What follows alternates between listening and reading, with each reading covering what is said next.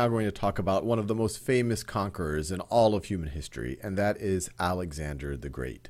But before talking about all of the things that he conquered, let's think about how he got started out, and in particular, how he's able to consolidate control over the empire that his father begins.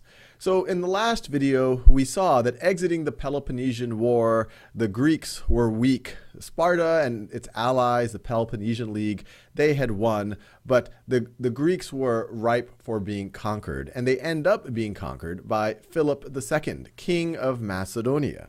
And he rules from Pella, and shortly after he becomes king, his son, his first son, Alexander is born. And Alexander is the son that Philip has with Olympias.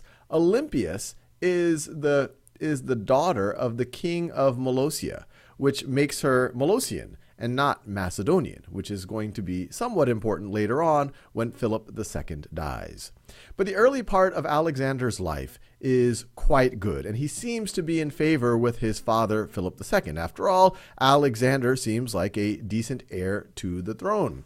Early in his life, he gets from his father what is arguably the best tutor for sure of the time, probably the best tutor in human history in Aristotle. And the way that his father convinces him to tutor Alexander when Alexander's 13, he tutors him from when Alexander's about 13 to about 16, is Philip destroys Aristotle's village of Stagira as he conquers Greece.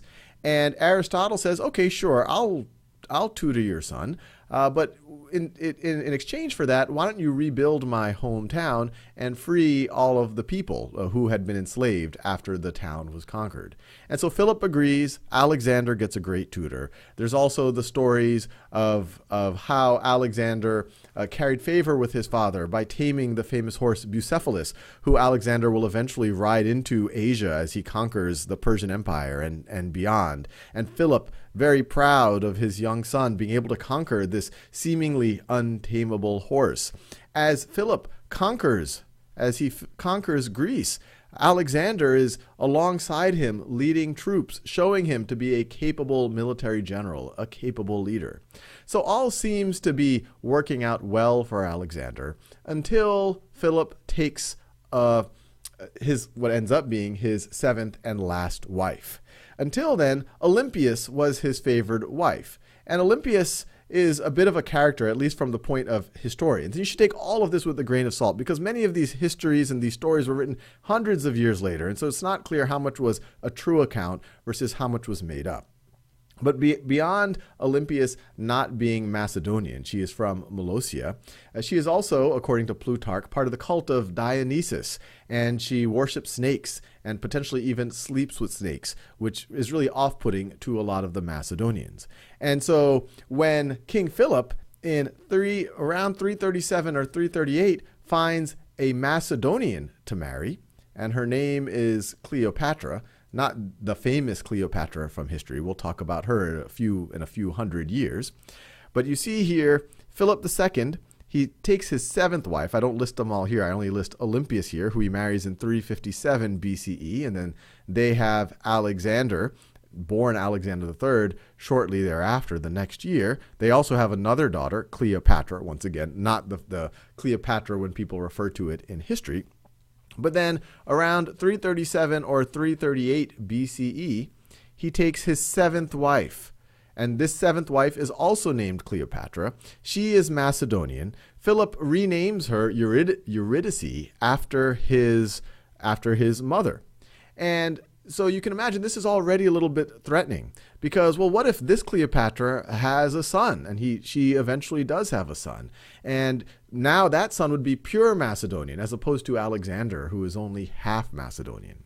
And this becomes quite pointed at the wedding of Philip and Cleopatra, the Macedonian Cleopatra, in 337 or 338 BCE, when we have this account. And once again, take all of this with a grain of salt. This is an account by Plutarch that was written 400 years later.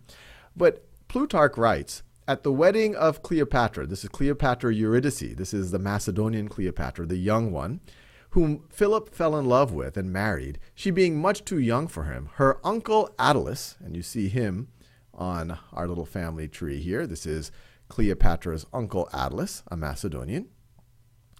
Her uncle Attalus, in his drink, desired the Macedonians would implore the gods to give them a lawful successor to the kingdom by his niece. Let me underline that. Give them a lawful successor to the kingdom. You might be saying, wait, I thought Alexander was a lawful successor. And Alexander's probably thinking the same thing.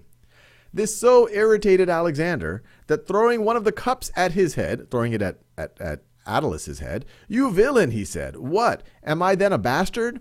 Then Philip, Alexander's dad, taking Attalus's part, so he didn't take his son's side, he took the side of his in-laws, rose up and would have run his son through, but by good fortune for them both, either his over-hasty rage or the wine he had drunk made his foot slip, so that he fell down on the floor, at which Alexander reproachfully insulted over him. "See there," said he, "the man who makes preparations to pass out of Europe into Asia, overturned in passing from one seat to another."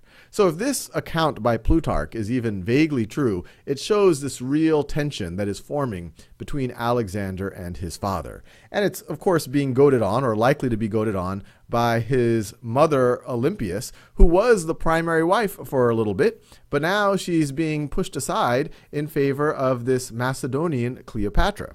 And so she actually goes into voluntary exile. Alexander follows her, and so things are quite tense. And they really come to a boiling point, or I guess everything gets released, a year or two later, when Olympias's other child, Cleopatra, the other Cleopatra, not Cleopatra Eurydice, and not the famous Cleopatra from history, she gets married to Olympias's brother. And so she's marrying her uncle. And many strange things happen like this in the ancient world. This is 336 BCE, and this is the famous wedding where Philip II is assassinated by his bodyguard, who was likely Philip II's former lover. But once Philip II gets assassinated, you could imagine that many people are wanting to have a go at the throne, in particular Alexander, aided by his mother Olympias. And so immediately there starts to be a consolidation of power. And the first way to consolidate power is to kill off all of the folks who might threaten you. And so Olympias and Alexander, and many historians give credit mainly to Olympias. Some say Alexander was involved more or less. But they go on a killing spree. Europa is killed. Carinus is killed. These are the children of Cleopatra Eurydice. At the time of this, we're talking 336, 335 BCE. They would have been toddlers. They would have been 2, at most 3 years old. They're being killed. There are some accounts that Cleopatra is killed or she is forced to hang herself. There's some accounts that some combination of them are burned alive. Alexander goes after Attalus, the famous uncle who insulted him at the wedding party only a few years ago. He kills his cousin, Amyntas, who might have had a claim to the throne. Other princes. So this is this bloody, bloody period. So even though sometimes people glorify some of these rulers like Alexander the Great, that they unified all of these people and they pushed culture throughout the world, or however you want to talk about it, they usually come to power in very brutal ways, and their conquering is also very brutal. No, we really shouldn't romanticize, oh, let's conquer other people. A war is ugly, and when there's multiple factions coming to a throne, that is also ugly. So we are shortly after Philip II's death. Alexander, with the help of his mother, is able to consolidate power within his family, really secure his place as the king of the Macedonian Empire. And so the next thing is to secure his hold on the empire militarily. And you immediately start having rebellions to the north and west of Macedon. And so in particular, the Illyrians, which is in modern-day Albania, so this region right over here, they start to revolt. Alexander goes and makes a point of sieging the pass at Pelium. This is a very strategic location. But while he's there with his military forces, So while he's there with his military forces, you can imagine the other city-states of Greece, in particular Athens and Thebes, say, hey, now's our chance.